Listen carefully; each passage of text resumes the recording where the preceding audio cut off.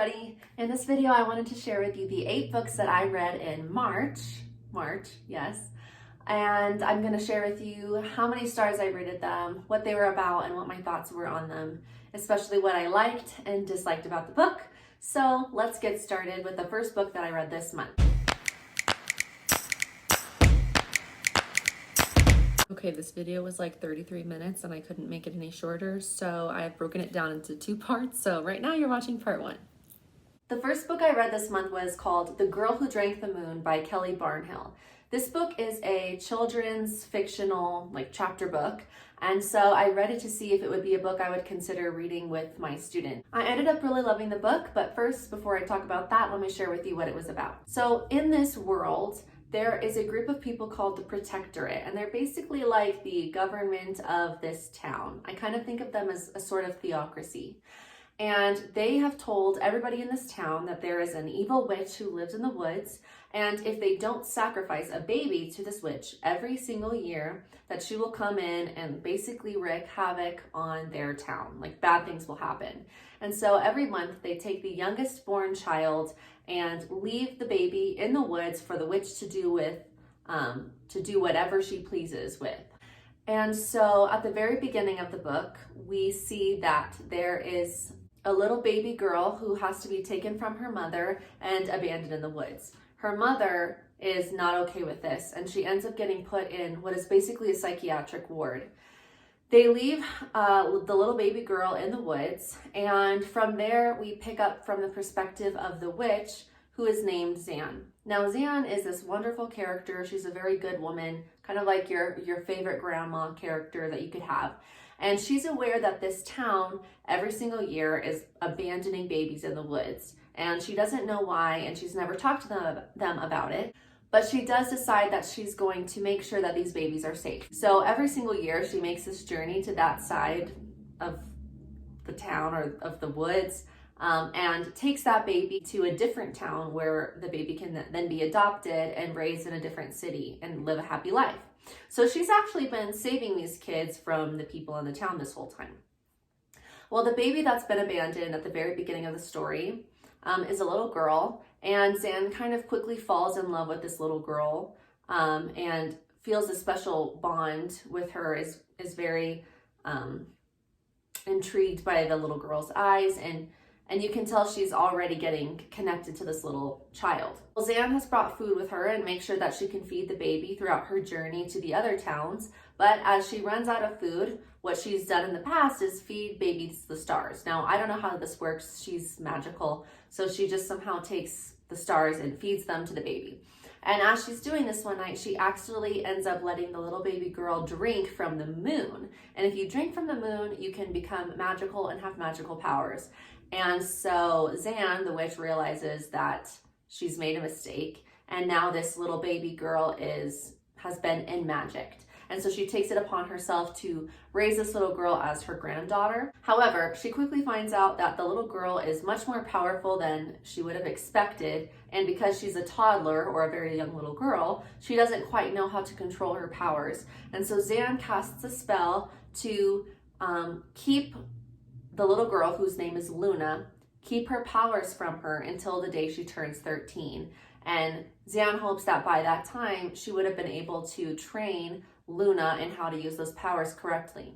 Unfortunately, every time Zan uses the word magic, Luna gets a blank face and kind of forgets the last few minutes of what's been happening. And so Zan realizes that she can't actually train Luna at all. So now Luna doesn't know she's magical. She can't learn about magic at all, doesn't know it exists, and one day when she's 13 is going to realize this. So as time passes throughout the book, we get to closer to the age of where Luna is going to turn 13, and there is a man whose child is going to be sacrificed again that year to this evil witch in the woods, and he doesn't want to lose his child, and so he decides he's going to go out, find the witch, and kill her so that this whole problem can be solved for the town. The Protectorate is not pleased with this, and so the leader of the Protectorate decides that she's going to go into the woods after that man and kill him and just kind of say that the witch killed him. That way they can keep their secrets hidden from the town and continue with their ways of giving babies up every single year. So we know then that the Protectorate is not being quite honest, and we don't know exactly what their hidden agenda is or why they're sacrificing these babies every single year. And so that kind of becomes the big problem of the story, and we see how Luna gets mixed up into the situation, how her birth mother gets mixed up into the situation, how Zan is impacted by the situation, and so forth. Things that I really liked in the book were the characters. I really loved Firian's character. He's like a little dragon. And also I think Zan is just such a lovable character. I really enjoyed that throughout the book, we would switch perspectives to an unknown narrator who kind of sounded like a mother telling a bedtime story to her kids about the witch or explaining why things are the way they are in the world. And so I thought that was kind of a nice storytelling touch. I love the fantasy elements, the magical elements, and I love that Zan is like a good witch. The only thing I disliked is that it took me a little bit of time to get into the story, so I ended up giving this, I think I gave it 5 stars because I think it was beautifully written, but in terms of enjoyment wise, like how highly I'd recommend it, I gave it 4 stars. The next book I read this month was the 3rd book in the Diviner series called Before the Devil Breaks You by Libba Bray.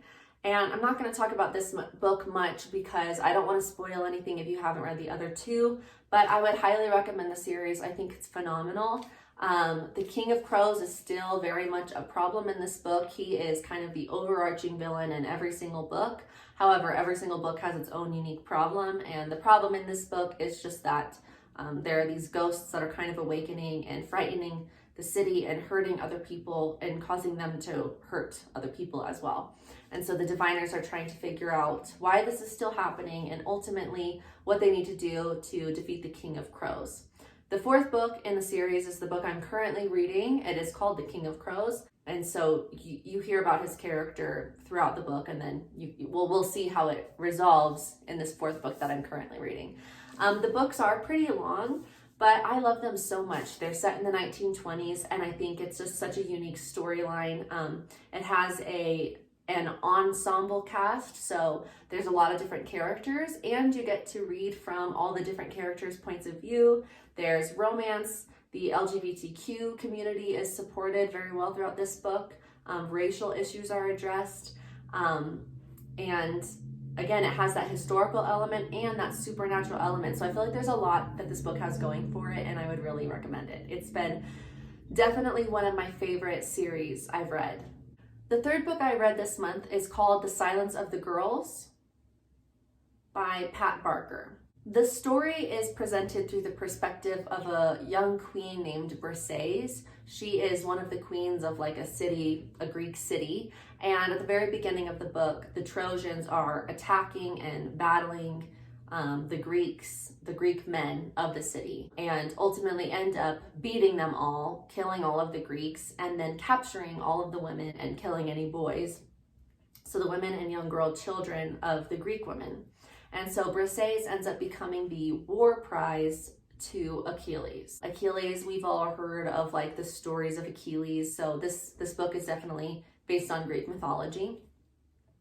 So we follow Briseis as she becomes Achilles' war prize, ends up having to be intimate with him in the evenings and kind of do as he says, pretend that she's happy, and basically serve all of these men who are still fighting against her people. As the book continues, one of the Trojan men named Agamemnon ends up having to give up his female war prize, give her back to her father in order to please the god of Apollo, who has basically taken revenge on him and the Trojans after insulting his priest. And so Agamemnon, who has not wanted to give up his woman at this point, decides that fine, he will give her back to the priest as long as he gets Achilles' war prize, who is our main character, Briseis. Achilles is really insulted by this, and so he decides that he's not going to help them anymore in their fight against the Greek, since Agamemnon has taken Briseis from him. While this book talks about those battles, it's focused through the lens of Briseis. We do get a little bit of Achilles' perspective, but the book is written from Briseis' perspective most of the time. It gives you an inside glimpse of what it would have been like to be taken by the enemy, basically. And as a woman, it was challenging to read this book. It's hard for me to think of myself as a war prize. And I can't even imagine being treated the way that Briseis was treated in the book. We also see that Bray struggles with bonding with some of the Trojans as she kind of grows close to Achilles' friend, who is a very gentle man in comparison to a lot of the other Trojan men. But she also still has an allegiance to her Greek people and never really wants to be comfortable in this life that she's living with the Trojans.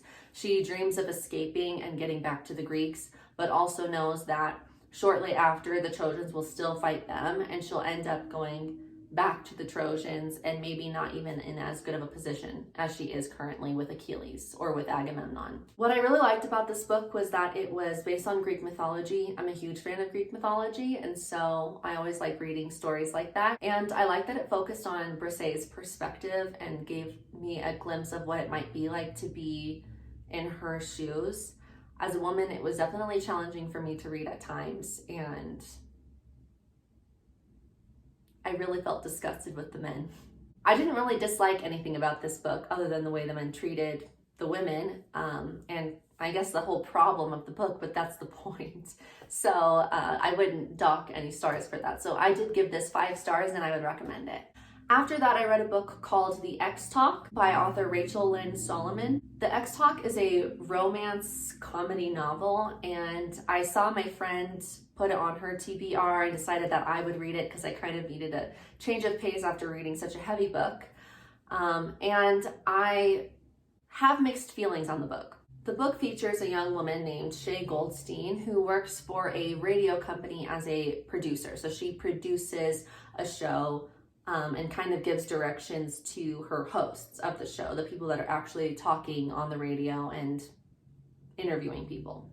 It's always been really important to Shay to work in radio because her and her father bonded over the radio when she was a little girl, and her father would impersonate a radio talk show host. However, the radio business isn't doing so well, and one day during a staff meeting, Shay's boss tells everybody at the company that they need to start creating radio that people will actually really want to listen to. And as people start throwing out ideas, Shay jokingly and half-heartedly suggests, why don't we have a talk show where 2 exes talk about relationship problems? The boss is really intrigued by this idea and decides to offer Shay the opportunity to host the show rather than produce it.